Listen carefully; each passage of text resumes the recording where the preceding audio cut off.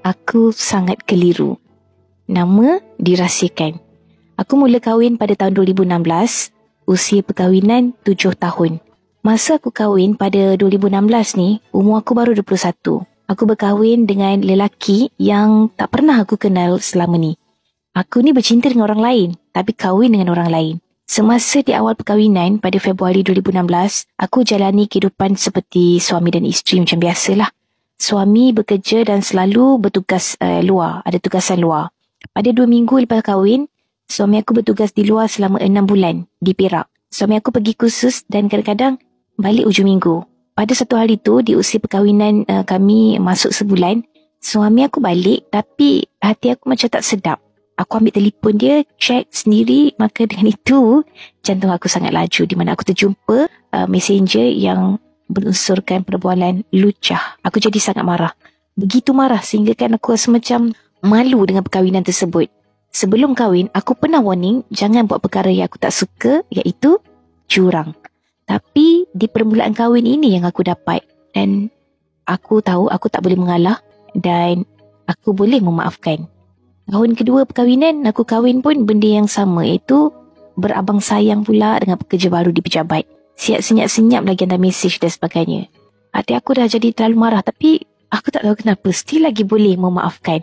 Walaupun ada jugalah unsur ke arah zina, berbunyi seperti, Mela, teman abang, sejuk dekat luar ni, gelap. Otak aku mulalah dengan overthinking.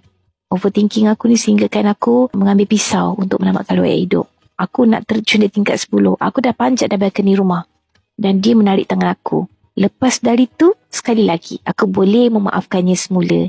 Dengan erti kata lain, aku masih sayangkan dia dan aku bagi lagi dia peluang. Tahun ketiga perkahwinan, aku baru lepas bersalinkan anak pertama kami.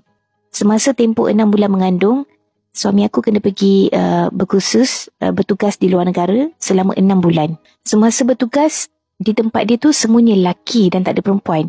Dan masa tu aku percayalah dekat dia sebab aku dah buat kopi WhatsApp dulu. Semasa tempoh suami aku di luar negara, aku uruskan diri seorang diri. Aku berada di negeri lain, ibu bapa aku, adik-beradik pula di negeri yang lain. Jadi, aku bersendiri, cuba uruskan diri sendiri hinggalah bersalin. Masa dalam keadaan pantang tu, aku buka WhatsApp kopi tu, malangnya ada pula seorang orang atasan dia, lelaki, dan layanannya seperti ada unsur-unsur sukakan kaum sejenis. Dia melayan, tapi mungkin suka-suka kot, ataupun nakkan kesenangan, jadi dia layan orang atasan itu. Tapi aku dalam keadaan agak marah juga. Yelah, benda belakang ni katanya lagi sedap. Setelah dia pulang daripada luar negara, waktu tu anak aku pun umur dah sebulan, dia layan aku dengan baik. Alhamdulillah. Akan tetapi dia kena pula pergi bertugas kat Langkawi. Masa kat sana aku pesan dia macam-macam. Jangan buat perkara yang tak elok, kesian dekat anak. Aku telefon tak berangkat, mesej tak berbalas, reply ataupun call masa nak tidur je.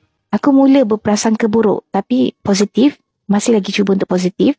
Besoknya, tutup, ada orang hantar gambar dia dengan seorang perempuan. Aku terkejut lah, lalu aku terus tanya dia, apa ni semua ni? Dia kata gambar je, tak ada apa yang lebih pun.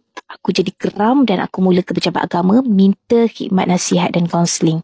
Masa ni aku beranikan diri nak pergilah daripada hidup dia. Bermaksudnya aku nak berpisah lah kan. Tapi ustaz kata boleh lagi diperbaiki. Masa sesi kaunseling dengan ustaz, dia beritahu pada ustaz yang dia tak suka aku duk telefon dia masa dia tengah sibuk kerja. Walaupun sekadar nak tanya, dah makan ke belum. Aku betul-betul tergamam masa ni. Aku rasa macam, kenapa sampai begini sekali dia tak bagi aku call dia? Sedangkan aku ni saja je nak tanya dah makan ke, penat ke tidak ke apa ke. Orang kata ambil berat lah tentang suami. Nak jadi isteri yang terbaik lah kononnya. Dan ustaz tu pun terus sound dia. Ustaz kata, hang dah pasal apa dah pula buat macam ni? Hang lelaki yang kena faham lah di mana tempat isteri hang nak mengadu. Dan suami aku terdiam. Aku pula teruskan menangis. Ustaz cuba untuk tolak permohonan fail perceraian aku masa ni. Dan lepas tu kami berdamai cara baik. Suami aku dan aku kembali pulih macam biasa. Tapi selepas tu kami bercerai talak 1 waktu bulan puasa. Disebabkan suami aku yang terlalu ego dan aku pula duduk sebut bercerai dan akhirnya dilepaskan aku dengan talak 1 di rumah. Kemudian aku pujuk dia untuk rujuk dan kami rujuk semula. Pada tahun keempat kami kahwin, di penghujung tahun, suami aku kembali buat hal curang lagi dengan isteri orang. Siap tanya pasal makan apa, tengah buat apa, duk bagi emoji love sana sini. Perempuan tu pula melayan ya.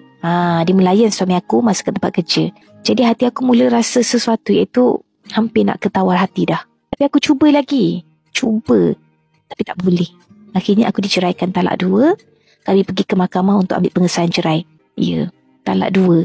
Semasa ni aku reda semuanya dan dia dah bagi tahu nak rujuk sekiranya boleh rujuk. Pada bulan Mac tu kami ada perbicaraan mahkamah, disahkan talak 2 dah boleh rujuk semula. Aku kembali maafkan dia dan aku nasihat dia dengan baik. Dia akui kesalahannya dan dia cuba nak berubah. Aku nasihatkan dia, tolonglah, janganlah curang dan sebagainya. Kalau jadi lagi, saya tak teragak nak buat perkara yang sama, malah lebih teruk daripada itu, dan demi Allah, aku akan buat. Dan dia aku dengan segala janji tu. Tapi malangnya, tahun kelima kahwin, suami aku nak bertugas di luar selama setahun lebih. Aku reda dan aku pun doa supaya dia lulus untuk ke sana. Dan akhirnya Alhamdulillah dia dapat. Syukur tak terhingga. Masa dia dapat tu, dia bagi tahu aku. Dia cakap lah, awak saya dapat pergi tempat tu. Dan aku jawab, Alhamdulillah, berkat doa saya. Siang malam saya tahajud semua dan reda awak pergi untuk galas mula tanggungjawab sebagai suami. Sebab sebelum tahun-tahun sebelum ni, aku uruskan rumah, duit dan sebagainya. Dan kemudian dia terus sahun aku, ini bukan doa kau, doa mak bapak aku yang membuatkan aku dapat pergi. Hati aku luluh, hancur. Sebelum dia berlepas keluar negara tu, dia ada latihan dululah dan dapat cuti 2 minggu. Tapi masa dia balik cuti tu, hati aku mula rasa lain kembali.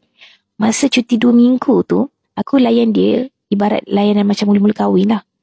Di malam hari, di siang hari, aku berhias untuk dia. Nak nampak cantik punya pasal. Lepas habis cuti 2 minggu, hati aku tergerak. Dan dapat WhatsApp kopi semula kan. Dan sah. Ada perempuan lain lagi dalam hidup dia ya. Tapi kali ni janda. Perempuan tu siap. Dia minta lagi gambar selfie mandi lah. Hati aku hancurnya. Ya Allah. Jadi tak senang. Aku mulalah marahkan anak-anak aku. Sehingga kan aku tak ambil peduli urusan anak-anak aku dekat pengasuh. Aku diamkan diri sebulan dengan dia. Lama lagi aku kena operation. Aku lemah. Aku beritahu lah mak dia, tapi mak dia kutuk pula aku dengan anak dia dekat WhatsApp. Family pula asyik menyalahkan aku, walaupun sudah terang lagi bersuluh. Aku ada bukti kecurangan suami. Lepas pada tu, kantor pula main judi. Aku sedih sangat. Perjanjian ambil balik tugas tanggungjawab dia sebagai suami dan bapa tu tiada. Hanya mungkir janji. Setelah hati perasaan aku semakin hancur, aku tak sangka perkara yang aku sembah laknat tu benar-benar berlaku. Di mana Allah uji pula tahap iman aku. Sebab aku kan dahagakan kasih sayang. Aku dahagakan belayan dan aku dahagakan cinta yang tulus. Nak dijadikan cerita, semasa tempoh aku buat operasi pembedahan kaki, aku kenal dengan seseorang yang cukup ambil berat pada aku. Orangnya kecil je, baik, lembut dan bertutur kata yang sopan. Aku tak cakap yang aku nak cari lain. Tapi, kalau masih ingat sumpah laknat yang aku buat hari tu, yang aku akan balas dengan lebih teruk lagi. Dan ya, inilah dia. Aku terjumpa dengan lelaki yang ada ciri-ciri yang aku nak. Dia layan aku seperti puteri. Dia baik sangat dengan aku. Aku bersyukur kenal dengan dia. Selama setahun lebih dah aku kenal dan aku dah terus tak ada hati dengan suami aku dah. Aku benar-benar tawar hati pada suamiku sehingga kan aku rasa aku nak kahwin dengan lelaki aku kenal ni. Aku serik dah berkahwin tanpa cinta. Jadi aku cuba untuk bercinta dengan lelaki ni. Semasa perkenalan kami ni, anak-anak aku kebetulan masuk ward. Dia yang uruskan itu set. Sebab suami aku tak ada dekat Malaysia. Perjalanan aku jadi sungguh cantik dan tersusun disebabkan pertolongan daripada dia. Ya Allah, aku sangat keliru dengan hati aku ni. Tapi aku rasa sayang dah pada lelaki yang aku baru kenal. Aku dah buat istikharah. Dalam mimpi tu, lelaki itu hadir. Jadi, soalannya, apa yang patut dibuat?